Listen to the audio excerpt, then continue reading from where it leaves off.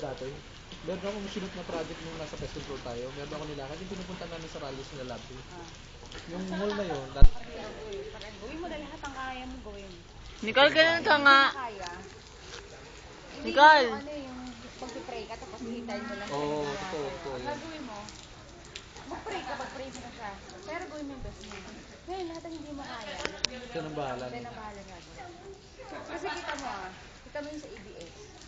Oo, yun no. Punta ako Hindi ko doon. kaya yun no. Diba? Tapos, dala ko yung mga bato. Ang katwiran ko, basta Lord, pag-will mo naman, mangyayari. Ngayon, gagawin ko lahat yung buong best ko. Lahat ng lakas ko, ibubuhos ko na. Pag hindi ko na kinaya, ikaw na bahala sumalo sa akin. Saka alam mo yung lahat ng mga sinalihan mo na negosyo, kaya ang bilis mo rin na yumaman. Yung puro nakakatakot. Yung parang di talaga kaya. Katulad na lang nung, alam mo ba yung Sarmaine? Ano? Yung nag-bidding sila ni ate mo. Nino? Ni ate mo, saka ano kasing granito, yung may hako ng granito. Granito Grecia yata o granito. Yung nagpunta ka ng Malaysia. Oo. Ano pangalan no? Central. Ha? Ano pangalan? Ay nung isa central yun. Ano pangalan nung supplier nila dito? MML. Ayun. Hindi MML, isa pa. MML Centro guys. Ceramica. Oh, iba pa yung centro. Supplier. Oh, ganito sir May. Oh. Ganito ang kwento. Halimbawa, ikaw lang sa'yo lang binabagsak yung yung pabango na halimbawa, pabango na Ralph Lauren sa Paris. Ikaw yung exclusive distributor nila dito sa Pilipinas. Ibig sabihin, lahat ng gusto mag-supply ng Ralph Lauren dito, kailangan dumaan sa'yo.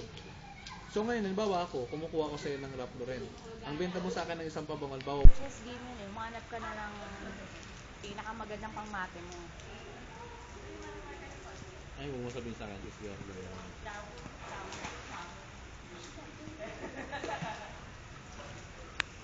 Kasi, tsaka ang nakikita ko kasi sa kanila, kila Lucio Tan, one thing in common sila eh.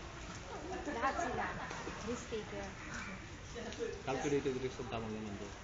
Pero, ang point doon, risk taker ka pa rin. Ibig sabihin, malakas ang loob mo. Kasi meron tao na malakas ang loob gagawin. Pero, hindi niya pinag-uukulan ng pansin yung mga pamamaraan. O, kaya nga, kaya risk lang yun. Pag sa mga risk lang. Pero pag sa mga negosyante, calculated risk ang tawag.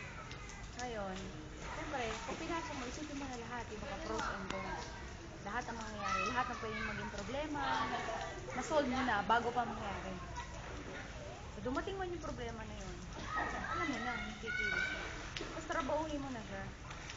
Yun nga yung initiation. Ito yung mahirap.